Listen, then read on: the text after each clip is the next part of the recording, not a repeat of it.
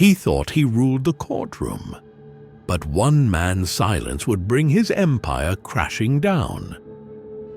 The federal courthouse, an institution built on laws and procedures, had never felt more like a prison than it did that morning. The air was heavy with dread, thick with anticipation, as if the walls themselves held their breath. Spectators in the gallery fidgeted in their seats, exchanging nervous glances and whispered speculations. Every lawyer, clerk, and spectator knew what kind of storm brewed at the front of the room. Judge Roland Monroe sat high on his bench like a monarch on a throne. His sharp suit, jet-black robe, and meticulously slicked-back silver hair made him look more like a villain from a political thriller than an officer of the court. But his eyes, cold, calculating, filled with disdain, they were what truly commanded fear. "I said no coffee in my courtroom," Monroe roared, his voice cutting through the tension like a whip crack. The echo lingered in the room like the aftershock of an explosion. His gavel slammed down with the finality of a gunshot, making the young clerk standing before him jolt in terror.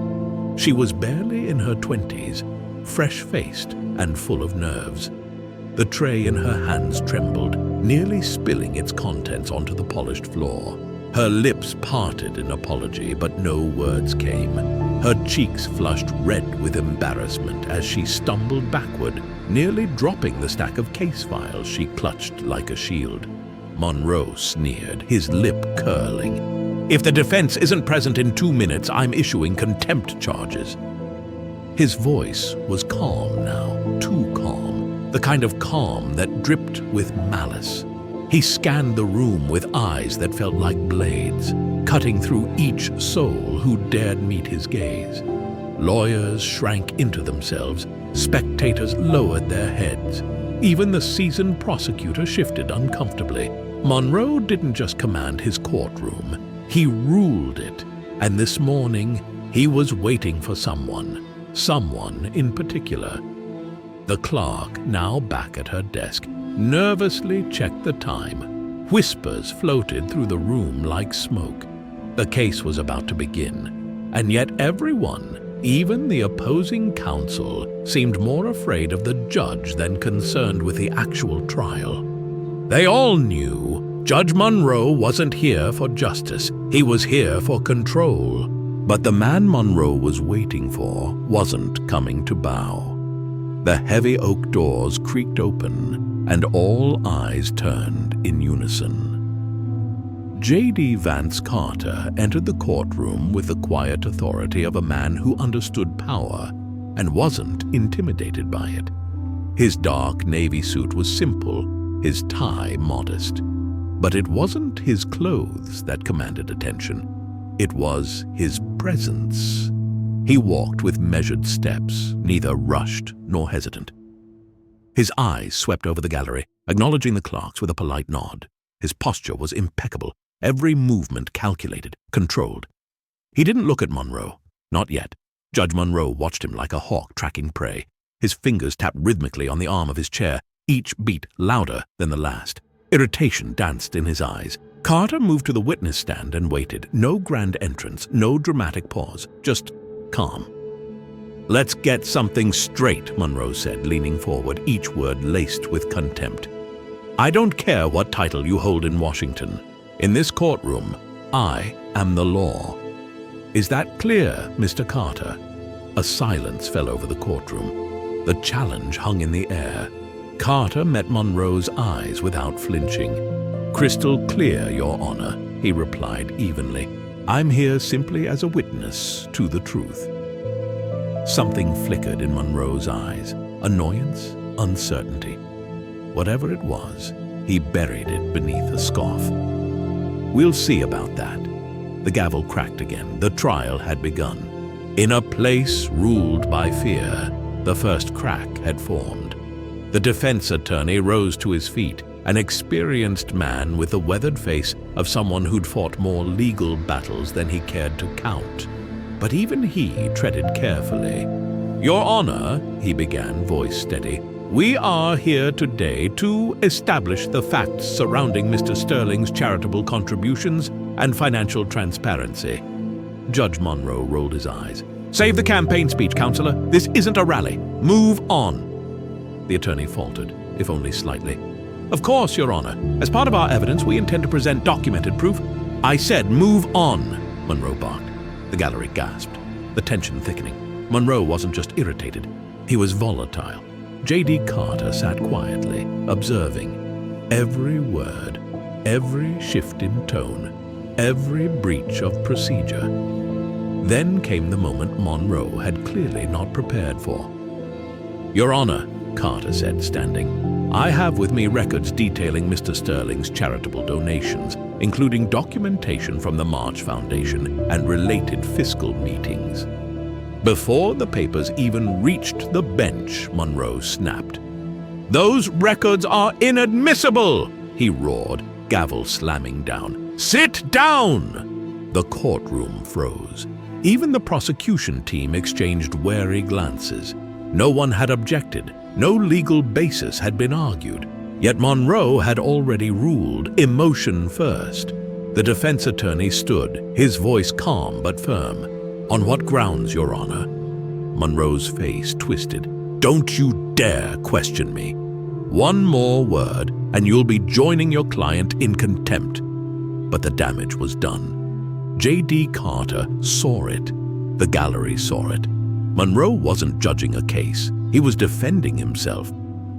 Carter's eyes narrowed, his voice smooth as silk. "Perhaps," he said almost offhandedly, "we should also review the Liberty Foundation's protection payments." Monroe froze, his composure cracked. For the first time that morning, Judge Roland Monroe looked afraid, and J.D. Vance Carter had just begun. Monroe thought he could bury the truth. But now it was about to bury him. J.D. Carter remained standing, his calm presence like a beacon amid the mounting chaos. He reached into his briefcase and, with deliberate precision, pulled out a folder sealed with an official government tag. His fingers did not tremble. His eyes never left the judge. "Your Honor," he said, voice steady as steel, "these documents were properly submitted during discovery. They include verified records of Mr. Sterling's transactions, reviewed and time-stamped by the IRS and 2 independent auditing firms." Monroe's jaw tightened.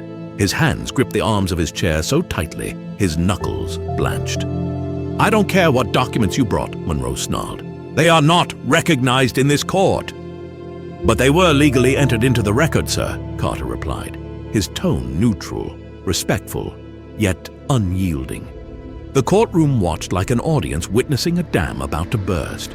Carter took a single step forward. "In fact," he continued, "these documents also detail significant offshore payments made to shell corporations tied to certain court officials." The room fell utterly silent. Monroe didn't blink, but his silence spoke volumes. "I warn you," he growled, his voice now a low, primal growl. "If you continue this line of testimony, I will hold you in contempt." Carter tilted his head slightly. "Contempt or fear, Your Honor?" Gasps rippled through the gallery. Even the prosecution shifted in their seats. Monroe slammed his gavel again, his hand trembling. "Security, remove him! Seize those documents! I am the law in this courtroom!" But no one moved. The officers at the rear of the room looked at one another. Their hands remained at their sides. The prosecution team said nothing. The gallery sat frozen in a kind of collective disbelief. J.D. Carter placed the folder on the witness table, carefully sliding it forward. "Your Honor," he said, still calm, "perhaps we should discuss the Liberty Foundation's payments." Monroe's face turned ghostly white. He opened his mouth to object, but no sound came. His body tensed like a wire pulled too tight. He had lost control. The louder he screamed, the more powerless he became. Monroe rose from his chair with a violent jerk, knocking over his gavel. His robe billowed like the cloak of a collapsing emperor. "This is a setup!" he barked. "You think your little titles and documents scare me? I'm a federal judge. You can't touch me!" Then a new voice echoed from the back of the courtroom. "Order denied." Every head turned. A team of FBI agents entered the room, walking with quiet, absolute authority. Their badges gleamed beneath the courtroom lights. The lead agent held up a thick file and addressed the court with solemn finality.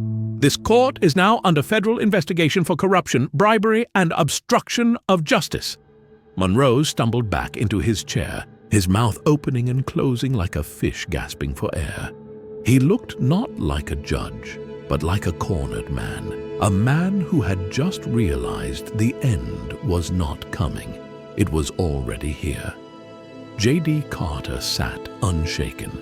One of the FBI agents stepped forward, unfolding a federal warrant. "Judge Roland Monroe, you are hereby placed under investigation." "No," Monroe whispered. "This can't be happening. I've done nothing wrong." Carter didn't respond. He didn't need to. The evidence spoke for itself. Monroe lunged forward, eyes wild, reaching for Carter's briefcase. Desperation had replaced dignity. He wasn't trying to argue anymore. He wanted to destroy. Two agents intercepted him instantly, wrestling him back, slapping cold metal cuffs around his wrists. His robe slipped from one shoulder, revealing the trembling man beneath the power. The courtroom watched in stunned silence. The tyrant had fallen. The battle was won. But the war was just getting started. As Judge Roland Monroe was escorted down the center aisle in handcuffs, the room remained still. No cheers, no outrage, just the echo of footsteps and the collective breath of justice finally exhaled. A woman in the front row, a mother whose business had been shut down by Monroe's unjust ruling, let out a trembling sigh. The kind of sigh that only comes when a weight too long carried is finally lifted.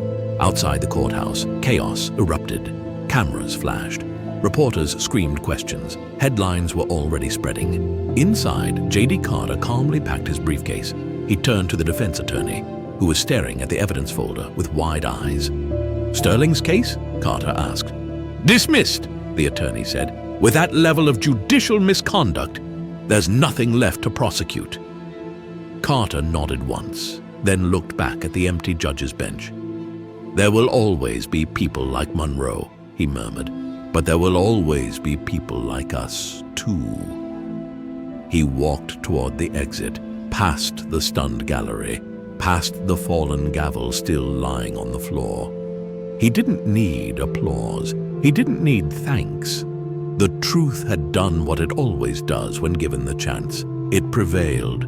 If you believe in standing up against corruption, don't just watch from the sidelines. Like this video, share it. Subscribe for more stories where truth takes the stand and justice wins.